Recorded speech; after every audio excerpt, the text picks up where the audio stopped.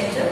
So up till now 3 chapters we have completed, one from history, one from geography and one from economics.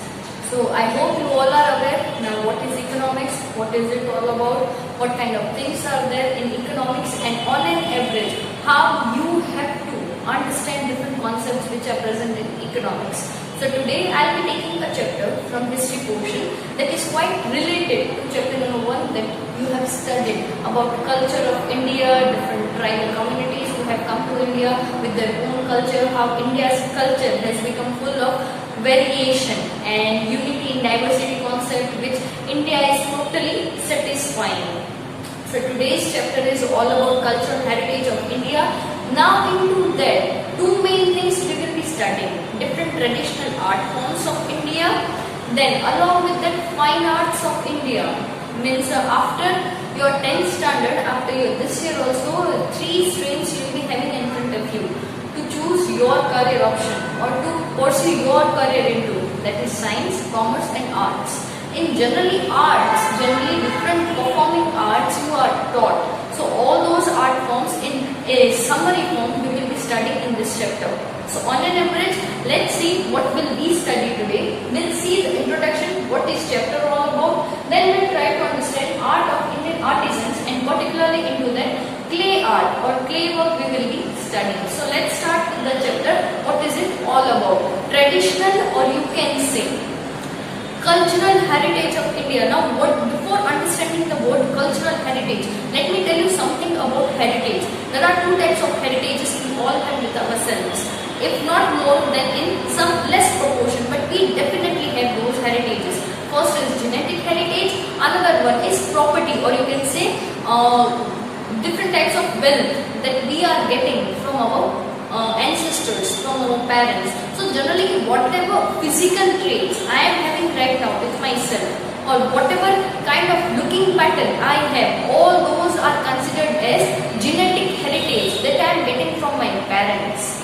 Then wealth, property, all these things generally may not be our own. Generally we may have got from our ancestors, from our fathers or from our forefathers. So all those things are material heritage. So first is genetic heritage, second one is material heritage. Material heritage includes kind of properties that you have, jewelries you may be having, clothes that you have, shares you have, or you can say vehicles that you have. So these are materialistic things through which also we can also lead our life properly. Genetical traits, it can also be diseases that we may have got in genetics from our fathers, forefathers or from our parents. Then whatever physical traits we have, especially height, features, facial features, limbs that we have. So on an average all these things, complexion that we have, we all are getting these things from our ancestors. So apart from that, these are things onto which we may be having our, you can say, veto power, we may not be having our veto power. Generally it is not in our hand to choose these things. But cultural heritage is that type of thing that man does, that man creates on its own by utilizing his or her skill, or you can say whatever knowledge he has been given by his or her own ancestors, by his or her parents, school teachers, by schooling, or by whatever he himself learns by being surrounded by those environments you can say. So all these things induces him, or all these things induce him to make a culture. So whatever kind of belief you have, whatever kind of skill you have, whatever kind of religious thought process we have, dogma of our own, or you can say culture, ritualistic patterns, all these things are a part of social customs, are a part of cultural heritage. And by utilizing this knowledge of culture, we can build lots of monuments, sculptures, or you can say artistic works we can do, architecture we can do. So yes, all these things are making our culture rich and varied in nature. And because of this rich and varied nature of our culture, many of the you can say visitors or many of the invaders had attacked India in past, and not before few time just only before 200 years, we were being attacked by many great European people. And last were Portuguese, Europeans, and you can say last were Britishers and Portuguese people who were there in India and who left India in 20th century, not even before 100 years, less than before 100 years. They were there in India. We were being ruled by them for on an average 200 years. So this is what India for. That is what India is famous for in the world. India has always been famous in the world for its culture, for its art forms, for its people, nature, their belief system, religious thought processes that we have, and different kinds of gifts that we have given to the world. First and foremost gift is the gift of yoga that we have given to our people, that we have given to the world. And to commemorate that particular day, the board, that particular you can say yoga is being celebrated worldwide on 21st of June. So yes, that is known as International Yoga Day. So yes, that is what the gift of India to the world, gift from India to the world. Now let's understand what is the chapter all about. Now, art of Indian artisans. Now, on an average, before studying this particular chapter, if you see the literature of India, Sahitya, that is written in many of the different languages. First and foremost one is Sanskrit. Then comes Brahmi, Pali, Kharoshti, Magdi, Ardha-Magdi, Maithili. So if you go to South India, the languages would be different. Indo-Dravidian group of language, they must be written in, I'm talking about literature.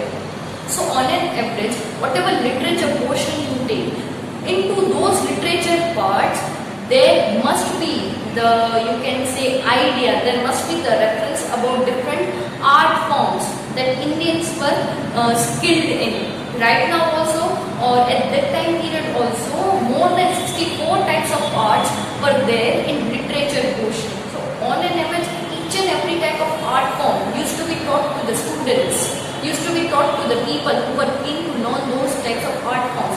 Generally it includes drawing art, dancing art, singing art, then these types of clay art, leatherwork industry, leather art, enamel work, sculpture, architecture, then it may include diamond work, jari work, etc.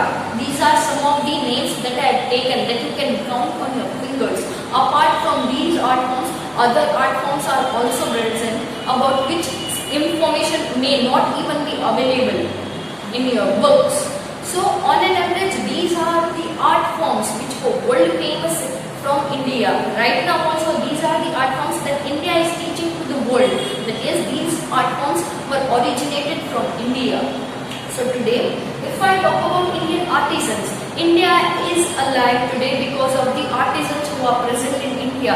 Different types of artisans who are there with their skills, whatever skills that they have acquired by their hard work, whatever skill they have got from their ancestors, which they have preserved till the day. Be it, you can say, sculptures, artisans, you can say architectures, or you can say architects who have preserved the art of construction into different areas.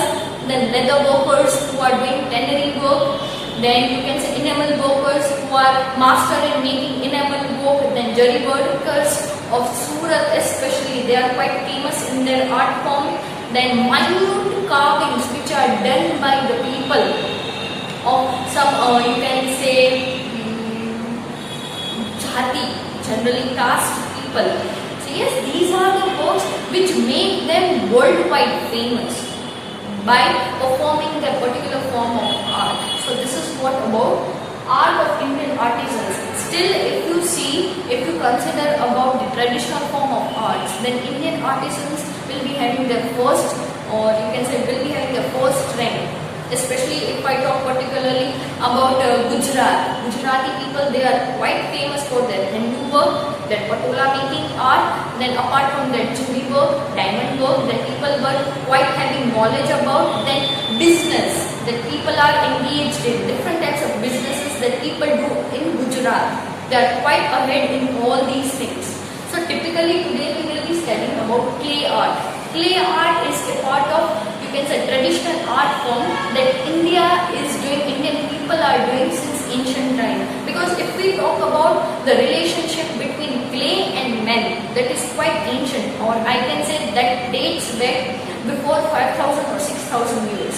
Some of the, you can say, remnants, some of the proofs we have got, we have found, we have searched from an Indus Valley civilization, and by excavating some of the ruins, we have got earthenwares, we have got different utensils, we have got different toys and other materials which were made from clay, baked clay and unbaked clay. So generally that is also known as terracotta. So generally in ancient time period, different utensils, toys and all those stuffs used to be made by clay.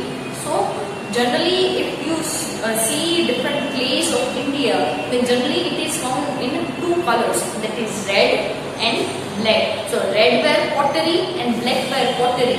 Generally these two words you would see if you study the ancient history of India, that people were quite engaged in. The people who were living nearby southern peninsular region, generally red clay and black clay, both the clays were found nearby those regions. Typically if you talk about Gujarat and some of the parts of, you can say, Rajasthan and northern India, then from those regions black clay was generally available. So earthenwares, utensils, toys were used to be made from black clay. If you talk about durability, then clays were very good for health.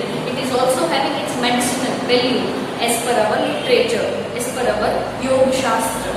So on an average, different pottery works which are made from clay. So people have still preserved this art form, and that we see in different forms also. One thing that we all can do, that I can suggest you all, that if possible do buy these types of things from the people who are quite well efficient in their work, because you are not just buying that material, you are not just buying that thing for your need, but you are also encouraging that art form, that it should go on, that it should be perpetual, it should never be ended up in future because of the less demand. So whenever it is possible, do buy basic things, do buy things which are made in your own country. So that is what about today's lecture about cultural heritage of India. Into that we studied about traditional art forms, and into that typically what are the occupational structure that Indian artisans are having in India, and into that clay art that is quite ancient in India, and people are quite famous also for their art forms. Thank you all. Thank you. If you will be having any doubt, do refer this video again and note down your doubts. Whenever we meet again, we'll try to solve your doubts. Thank you all.